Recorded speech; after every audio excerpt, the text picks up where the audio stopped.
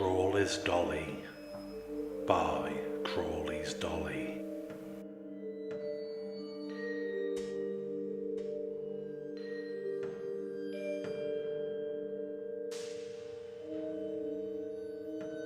There once was a man named Mr. Crawley. He dedicated his life to making dolls for his granddaughter Sally. After a few years, this hobby of his grew into a passion, and not long after, a career. He owned a small shop that was no more than a simple hole in the wall. If you were in a hurry, you could easily miss it and walk right past the store and never even know that it was there. It was such an odd place for a doll store, but it was the only place the sweet old man could afford. Despite the small size of the store, there was one more offsetting factor of the poor old man's doll store. It was next to a graveyard. Many of his family members urged him to find a new location for his store, but the old man was set in his ways and simply argued that he found his calling in that very shop.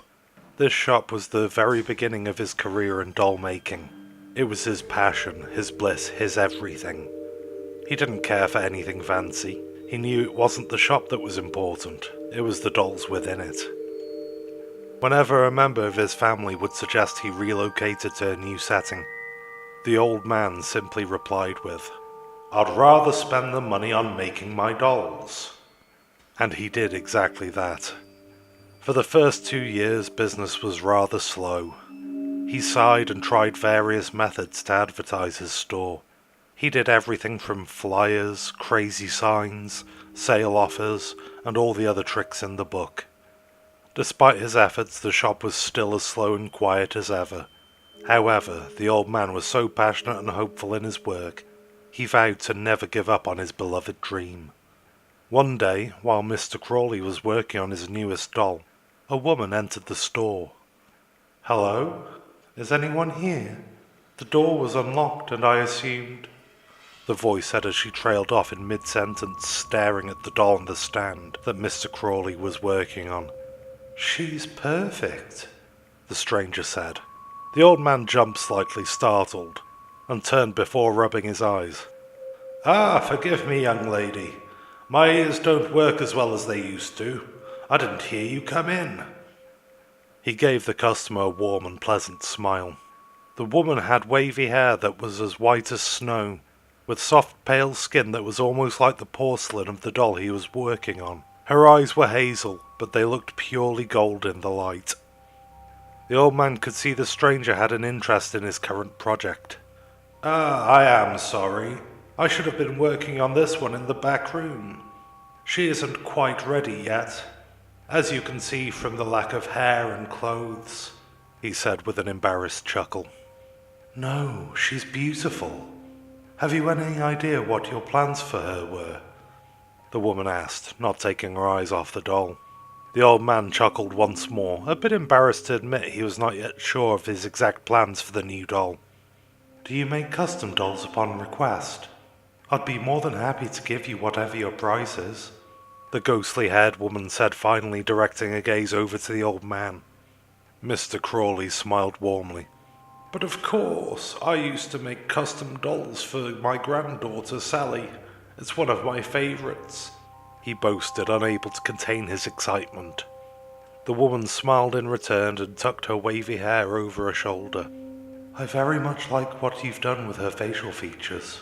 Do you think you could make her have my hair and lips, if it isn't too much trouble?" the woman asked. Without a moment of hesitation, the old man gladly agreed and shook the young lady's hand.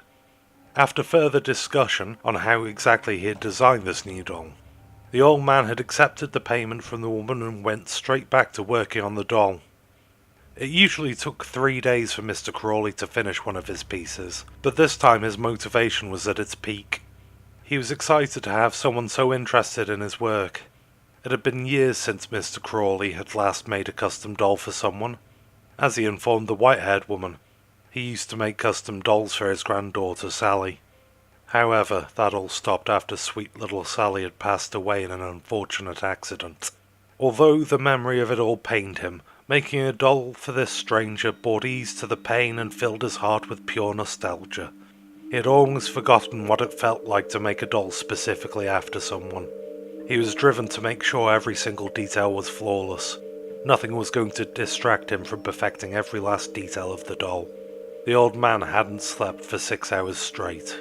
It wasn't like him to skip breaks, but nevertheless he couldn't bring himself to stop working on his newest masterpiece. Not even for a single moment. He was growing more and more obsessed every minute he spent tending to the doll.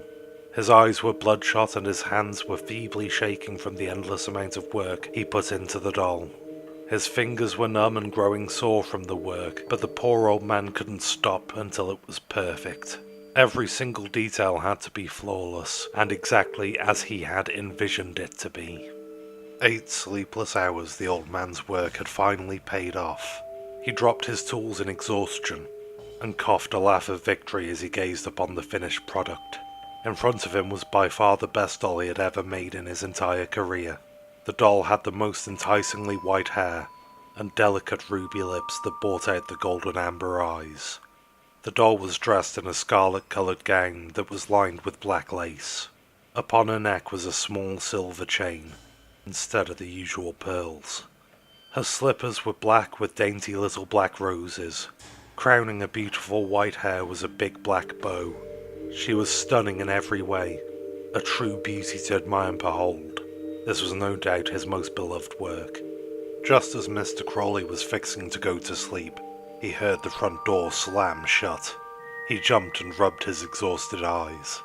"I must have forgotten to lock the doors and put the closed sign up," he said to himself as he got up to shut the door. The floors groaned with each step he took towards the door. "Anyone there?" the old man asked just before shutting the door and being sure to lock it this time. As he turned away from the door, he went to go and put the finished doll in a glass case before going to bed. To his horror, the doll wasn't on the working table anymore. "How strange. I could have sworn I left it right here," he thought to himself with a puzzled look on his tired face. The project had completely thrown off his sleep schedule, and he could feel himself mentally cursing. "I probably just put it away already before checking the door," he told himself as he went to the glass cases. Once again there was nothing there. The old man's face twisted in confusion as he tried to recall where he had left the doll. "Oh, I'm more tired than I thought," he said to himself as he desperately searched the shop for the doll. "Perhaps you should lay down, Mr. Crawley," a familiar voice said from behind him. The old man turned quickly and stared in utter disbelief, as the doll was standing behind him, smiling exactly as the woman from earlier had smiled at him before leaving. "This is a dream. I'm just dreaming," Mr. Crawley said to himself, trying to rationalize what he was seeing. The doll laughed and approached the old man. "Of course, just a dream. Perhaps you should close your eyes and rest, Mr. Crawley," the doll said, still wearing her gentle smile upon her face. "I look beautiful. Thank you so much for doing this for me," the doll added as she offered her dainty porcelain hand out to the man to show her approval. The old man stared in disbelief, shaking at the sight before him. "It's just a dream," he whispered to himself once more, unable to look away from the living doll before him. Once more the doll laughed at his attempt to reason with himself on what he was witnessing. "I must be asleep," he whispered once more. Crawley's dolly laughed once more. "I can only imagine how confused you must be right now. Perhaps I can help put your mind at ease," the doll offered as she sat down on a tin box and crossed her legs and folded her arms. The ball joints within her rolled and allowed her to sit almost like a human would. Poor Mr. Crawley was too tired to even question the advice of a talking doll, and simply nodded. To this, Crawley's dolly explained, "It has been so long since I've had a body. Today was my birthday. I knew I'd be forced back to the grave if I couldn't find a permanent vessel. Because of you, I can live forever." The doll grinned even more as the look of realization struck the poor old man's face. He stumbled back in disbelief at what he had heard. No, no, that's impossible. This is just a dream. It can't be. He began to stammer as he continued to back away from the doll. No matter how many times he tried, he couldn't shake away the truth. The customer was a ghost. He had been hired to make a vessel for her spirit to live in, so that she could return to the earth. How could I ever repay you, Mr. Crawley? The doll said, rising back to her feet as she began to walk closer to him once more. Stay away from me, demon! He screamed, throwing one of his tools in horror at the doll before him. Get away from me! He screamed. Before he could say any more, he stumbled over his chair and fell back, smacking his head against the countertop of his workstation. He felt his body grow colder and colder as his blood trickled down to the floorboards. The last thing he saw was his doll looking down at him sympathetically. Just before his soul was swallowed into the black abyss, he heard the doll's faint voice say, Don't worry, Mr. Crawley. I'll continue the family business. Crawley's dollars will live on forever. With those final words, the poor old man's work faded to black.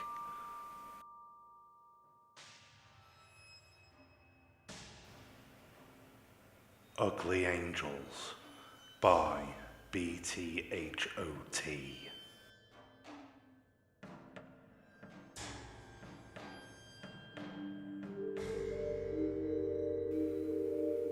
The rainforest was restless.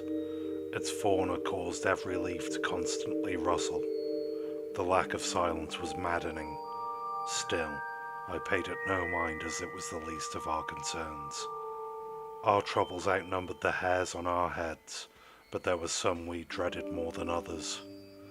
In most war zones, our primary concern would be enemy troops. In the rainforest, we were also wary of the creatures that brought death in their wake.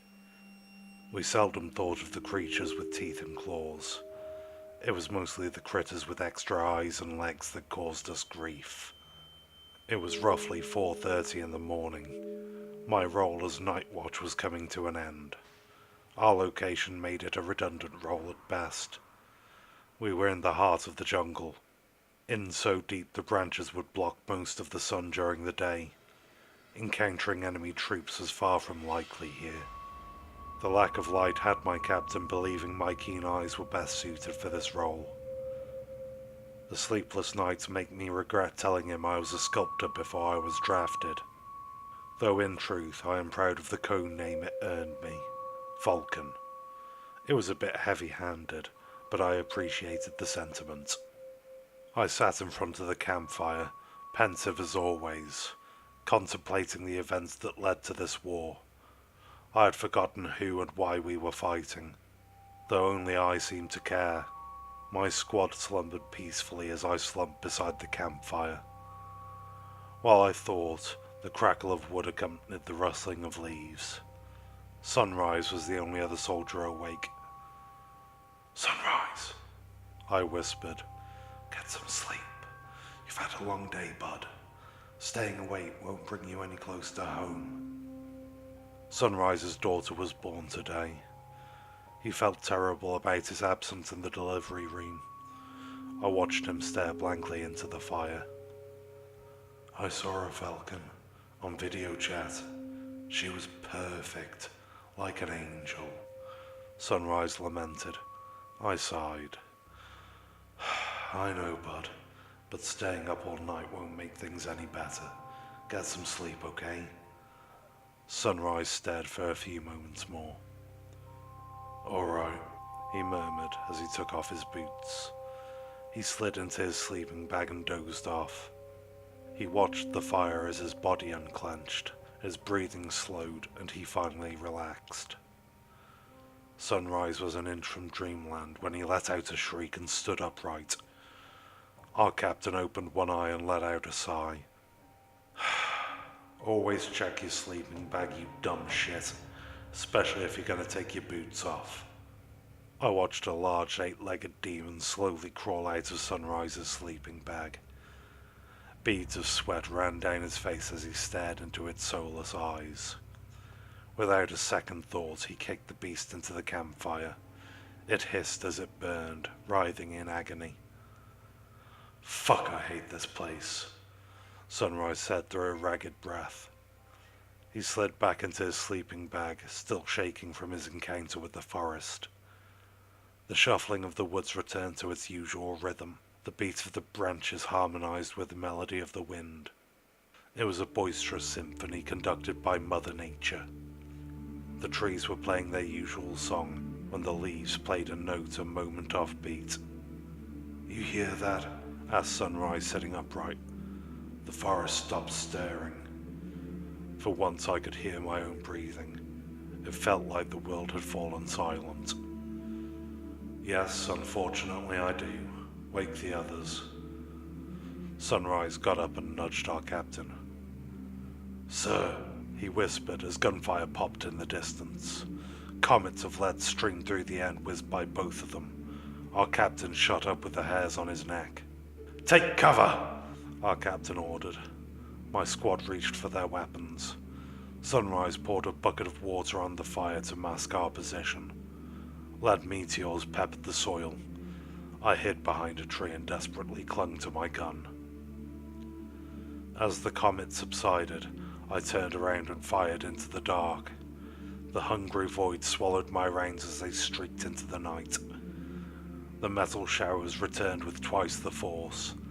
I hid behind the tree again and waited for them to dwindle once more.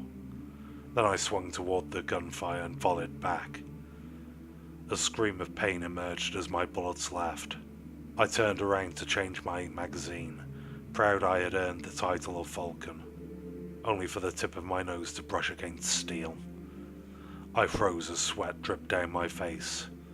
I looked up and saw the enemy soldiers' electronic goggles focus on me. The world fell silent again, though this time only for myself. I heard my own pulse as I watched him pull the trigger, and I came to know a new symphony, the choir of agonies. Despite my brains painting the leaves, I was awake to see a few more seconds of my friends dying, the muzzle flashes giving flickers of visibility. Within moments the pain left, and I floated above my body. I watched my friends die one by one, even Sunrise. As I processed the events that transpired before me, the treetops parted to reveal the sky. They bent like rubber. I saw clouds blot out the sun, and spiders the size of horses emerged from them. They hung from threads that were tethered above the clouds. They writhed as they slowly lowered themselves to the ground, another development to which the living seemed ignorant. The spiders were revolting. I felt undying fear as one crawled toward me. The other spiders did the same for my fallen brothers. Are these Valkyries? Are these angels? I thought as the spider drew closer. Perhaps they look this way because God wants me to be grateful. Because if the angels in Eden are the things I fear most, then I pray I never lay eyes on a demon. The spiders escorted me to heaven, and I never saw them again.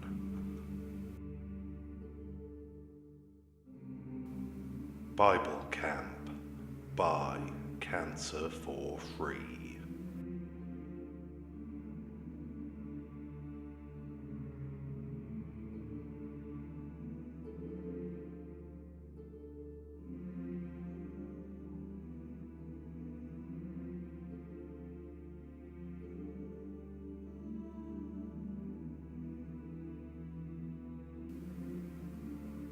I've never been able to sleep a whole night through.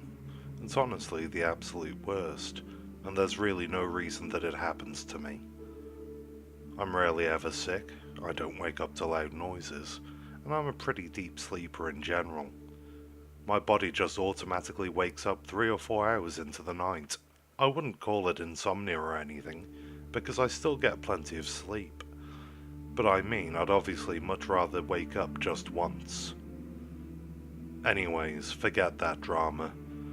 It's the middle of July and my 11-year-old brother just came home from his annual Bible camp up north. It was a real bummer because my week-long paradise of having the room completely to myself was over.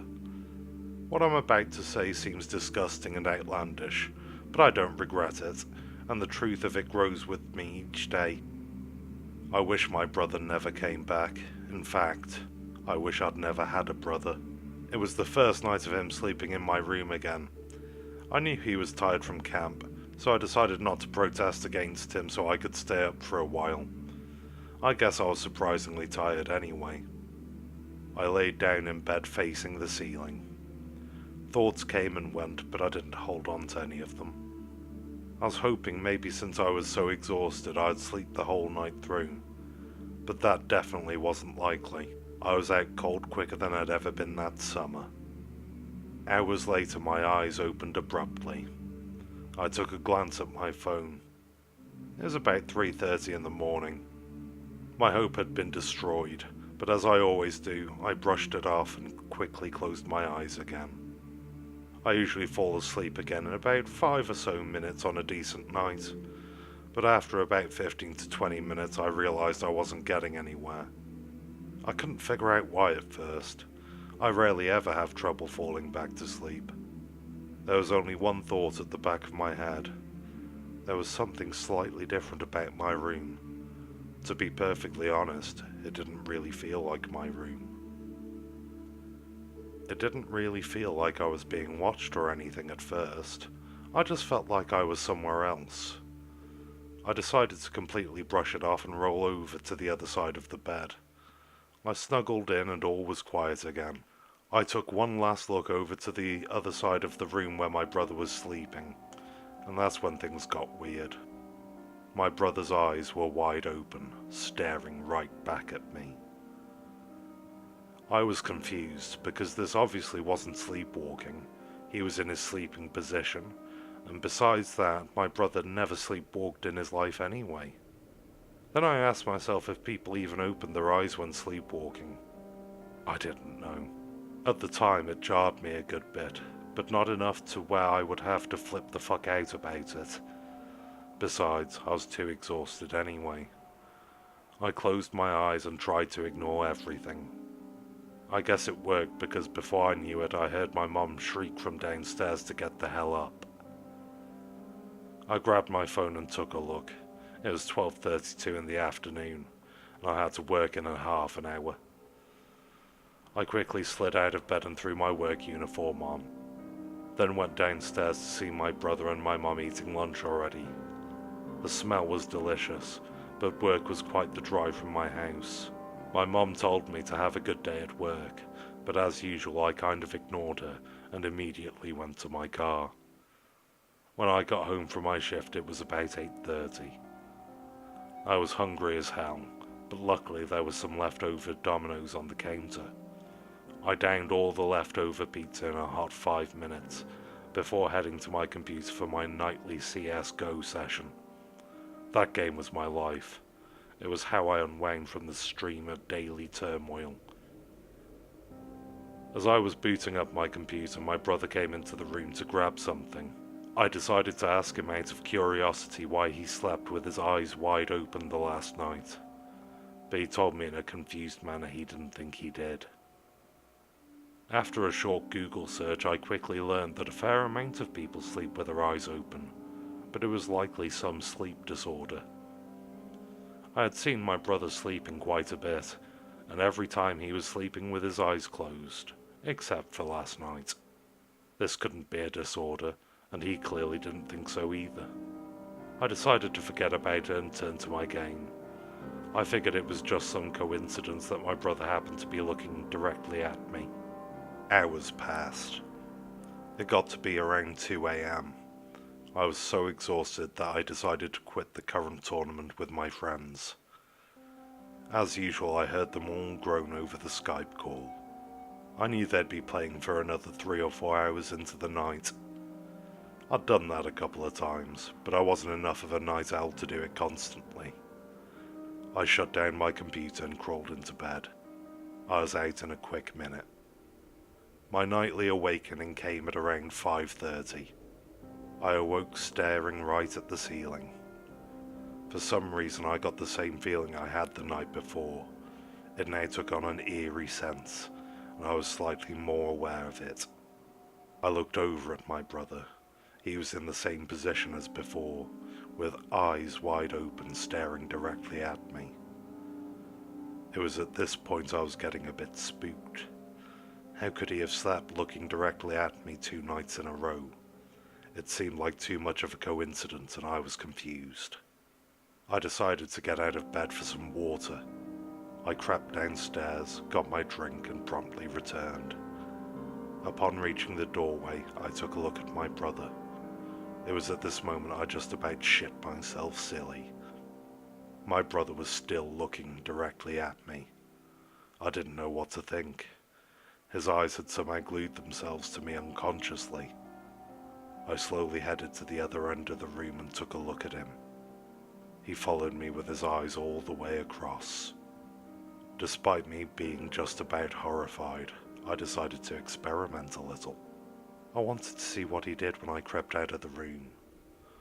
I set up my phone on my bed pointing at him and pressed record. With that I walked out of the room downstairs, walked around a bit then went back up. I came in to see him following me with his eyes once again, but I ignored it as much as possible to look at the video. I pressed play, and with it all glimpses of happiness and hope transformed to pure terror. I watched my brother's eyes follow me right through the wall and down the hall. I couldn't watch anymore. Something wasn't fucking right. My brother was able to somehow sense me through the goddamn wall. I immediately ran to my brother and shook him. He didn't wake up. I shook him some more, then some more. He finally started to make small motions and before long he was awake. I loudly asked him what the hell was going on, and he responded very intimidated by me. He had no idea just as much as I. I prodded him with questions multiple times, but he just couldn't give me an answer. It was becoming more clear to me that some outside force had control of my brother, but I had no clue what to do. I decided to stay up the rest of the night, as I was far too mortified to go to sleep. Morning came and I talked to both my mum and my brother about the whole situation over breakfast. My brother was beyond annoyed by now, and my mother was just plain confused. I could tell they needed proof, and it was then I remembered the video I took. I grabbed it out and went to my camera roll only to find that the video was no longer there. Shit just kept getting weirder and weirder. I hadn't deleted that. What the hell happened to it? With this, my family took me seriously no longer. I was stuck. That following night I decided to sleep in the guest bedroom, because I wasn't going to sleep one more night knowing someone was staring at me the whole time. Fast forward to me waking up again. This time it was about 4 AM in the morning, and as always, I closed my eyes straight away. Something stopped me just before they were completely shut though. Something outside the house. I happened to be directly facing the backyard window. I could barely make out a small figure walking across the yard perpendicular to my view. My breathing came to a sudden halt. It was my brother. I watched as he went from one side of the yard to the other. The most disturbing part, though, he had his eyes on me the whole time. Even from fairly far away, I could almost feel something drilling into my very soul. It was so guttural and oh so real. I started to slowly sip my breath as I processed the sight before my eyes. Before I knew it, my brother had stopped in the middle of the yard, still gazing at me with his piercing eyes. I swallowed hard. I was in complete shock. Many of you might be thinking, what the hell was this guy doing? It's just a fucking kid. Oh, I wish that were the case, but there was more. My brother was no longer there. It was just a clone of him. The figure staring back at me was the most alien thing I've ever seen or experienced. I felt like I was paralyzed in the bed, forced to keep eye contact with the being, whoever it was. Suddenly, he started to walk closer to the house, closer to my window, closer to me. He walked ever so slowly, but it was mortifying to me. I wanted to scream, I wanted to run, but I couldn't. Then, the transformation. I watched in absolute horror and disgust as my once so-called brother grabbed his jaw and ripped it clean off. He then moved on to scraping both of his eyeballs out and stuffing them down his now graphically exposed throat. I was reaching the point where death wouldn't have been the worst option. The agony of watching my former brother disintegrate into something monstrous and evil was just too much. I tried with all my might to shut my eyelids, but they just wouldn't budge. I heard a single pound on the window. The now creature-looking figure leaned up against the window and seemed to stare at me for ages. His arm and legs were now raw twigs with flesh and muscle almost melting off. His severely mangled head now exposed the remains of his brain. All I could do was stare straight into his empty eye sockets. They seemed to call out to me for something. He then started shrieking out of the tube that was his throat. It was almost like a low trumpet sound that echoed for miles and miles. It got louder and louder until finally I heard 3 pounds on the door. My mother swiftly came into the room, and I was suddenly able to move again. I looked at her with nothing to say. She said good morning and told me breakfast was waiting on the table. Then she laughed. I lay there in the bright morning sun. Relief was all I could feel. At breakfast I ate in total silence.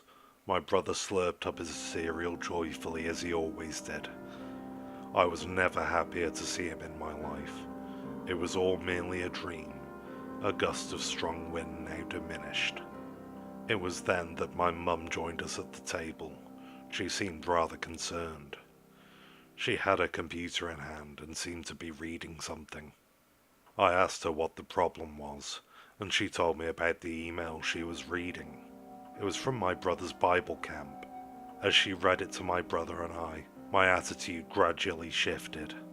There had been a number of kids throughout the Bible camp that were reported to have gone completely psycho their first couple days back home. Some kids apparently hallucinated severely. Others were reported to have taken on strange sicknesses. It was the next and final thing my mum read that was what turned me dead cold inside. There were reports of a small amount of kids displaying weird sleep mannerisms. Things like sleeping with their eyes wide open, or having their arms in the air all night long. 2 families had reported strange and even terrifying dreams upon their child's return from camp. Some were affected with the dreams more often than others. By now I had stopped eating altogether and I just stared at my mum. It was all right there, the answers. I didn't know if I should have been happy or utterly terrified. I was locked in a state of panic. I could not escape now. I knew it would continue. And the worst part of all, it wasn't a dream.